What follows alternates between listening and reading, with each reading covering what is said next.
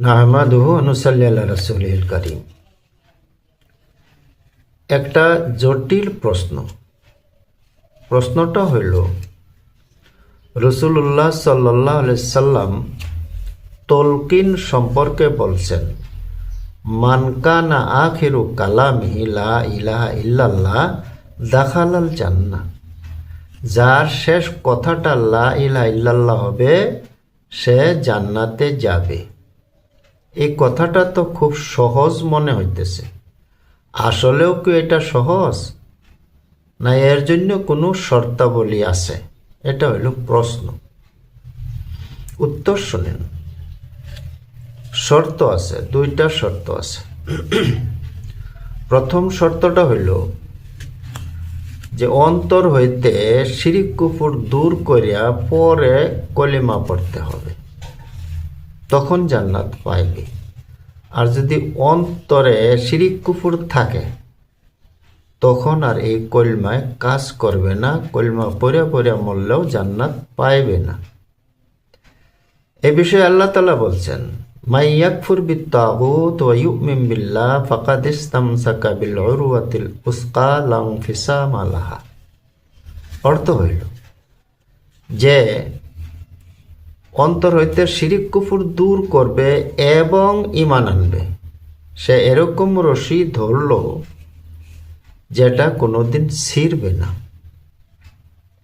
এত স্পষ্ট হয়ে গেল, অন্তর হইতে শিরিক কুফর দূর করার পরে ঈমান আনতে হয়। দেখেন, একটা উদাহরণ দিতেছি। বন্ড মানুষ যারা কবর পূজা করে, পীর পূজা করে, তাদের মরণকালে তাদের যদি বলেন যে ভাই কলিমাটা পড়েন, তখন কলিমা পড়ে, কোনো অসুবিধা নাই তার কলিমা পড়া। কিন্তু যদি বলেন যে কবর যে পূজা করছেন এটা কিন্তু শিরিক ছিল, তওবা করে মরেন, তখন সে রাগ করবে। সে বলবে পীর যার নাই, তার পীর হইল শয়তান, পীরে তরাইবে বললে তার অন্তরে বিশ্বাস। এখন পীর ছাড়া দিলে তার আর কোনো কেউ নাই শয়তান ছাড়া। এই জন্য সে পীরকে ছাড়ব না। পীরের যে পূজা করছিল এইগুলা তার অন্তরে থাকে, আর এই অবস্থাত কলমা পড়িয়া সে মরে। এখন বলেন, কলমা পড়িয়া মরল, একই জান্নাত পাইবে? কখনো না। তার অন্তর কি আছে? শিরিক আছে, কবর পূজা করাটা। এটা আমরা পাইলাম। এরকম আরো বহুত কিছু আছে। মানুষে এটা ছাড়াও আরো বহুত শিরিক কুফর অন্তর থাকা অবস্থাত মানুষ কলমা পড়িয়া মরে। এগুলা মানুষের কোনোদিনই কাজে আসবে না এই কলমা। এখন কি করতে হবে? মানুষটার জন্য জরুরি হবে এই কথা যে সে প্রথমে ঈমানের তওবা করবে, এই হিসাবে যে হে আল্লাহ, আমার জানা হিসাবে এটা আমি কুফরি করছি, আমি তওবা করলাম। আর যদি তার জানা না থাকে শিরিক কুফরের কথা, তখন এইভাবে তওবা করবে যে আমি জানি না, যদি আমার জীবনে কোনো শিরিক কুফর হয়েছে, আল্লাহ আমাকে মাফ করো, আমি তওবা করলাম। এই তওবাটা করার পরে সে লা ইলাহা ইল্লাল্লাহ পড়বে। এই লা ইলাহা ইল্লাল্লাহ কাজে আসবে। মানুষের মনে বহুত শিরিক কুফর থাকাটা স্বাভাবিক, যেহেতু মানুষে এই শিরিক কুফরের কথাগুলা শেখে না। বহুত কথা বিজ্ঞানের আছে যেগুলা মানুষের অন্তরে বিশ্বাস করে রয়েছে, কিন্তু এই কথাটা আসলে কোরআনের উল্টা। এরকম বহুত বস্তু আছে, মানুষের বিশ্বাসও আছে, কোরআনের উল্টা বস্তু। এইগুলা যদি লইয়া মরে, তে সে কলমা পড়িয়া মরলেও জান্নাত পাইবে না। এই জন্য তওবাটা ওইভাবেই করতে হবে যেরকম বলা হয়েছে।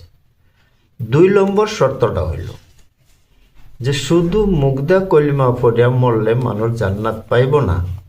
এখানে তো আছে শুধু মুগদা কলিমাটা পড়লেই হইল, যার শেষ কথাটা লা ইলাহা ইল্লাল্লাহ হবে। এর জন্য অন্তর দেয়া ওই কলমার অর্থ বিশ্বাস করতে হবে। আল্লাহ তাআলা বলছেন সূরা মায়দার 41 নম্বর আয়াতে আছে, কালু আমান্না বি আফওয়াহিম ওয়ালাম তুমিন কুলুবুহুম। ওরা বলছে মুখ দ্বারা যে আমরা ঈমান আনছি, কিন্তু অন্তরে ঈমান আনছে না। এটা মুনাফিক যারা, তাদের ব্যাপারে আল্লাহ তাআলা বলছেন। অন্তরে ঈমান আনছে না, মুখ দিয়ে ঈমান আনছে। মুখ দিয়ে ঈমান আনলে কাজ হবে না, এই আয়াতে বলতেছে। আর হাদিসে বলতেছে মুখ দিয়ে পড়লেই কাজ হবে। এখন কি হইল? এই আয়াতটা শর্ত হইল, হ্যাঁ মুখ দিয়ে পড়লেই কাজ হবে, তুমি জান্নাত পাইবা, কিন্তু মুখের সাথে অন্তর দেয়া কলমাকে বিশ্বাস করতে হবে। কলমা বিশ্বাসের অর্থ কি? অর্থ হইল সারা কোরআন হাদিস বিশ্বাস করা। কোরআনের কোনো একটা আয়াত যদি তোমার অবিশ্বাস থাকে বা সন্দেহ থাকে, তখনও তুমি ইমানদার হইতে পারবা না এই কলমার দ্বারা। যদি লা ইলাহা ইল্লাল্লাহর অর্থ বিশ্বাস করছো, এর অর্থ হইল বিজ্ঞান হোক, অন্য কোনো যুক্তি হোক, সব যুক্তিকে আমি বাদ দিলাম, কোরআনরে মাইনা লইলাম, কোরআনে যা বলছে তা সত্য, ওইটাই আমার বিশ্বাস। এরকম বিশ্বাস যদি থাকে, তখন তুমি ইমানদার হইয়া মরবা, যদি তোমার শেষ কলমাটা লা ইলাহা ইল্লাল্লাহ হয়।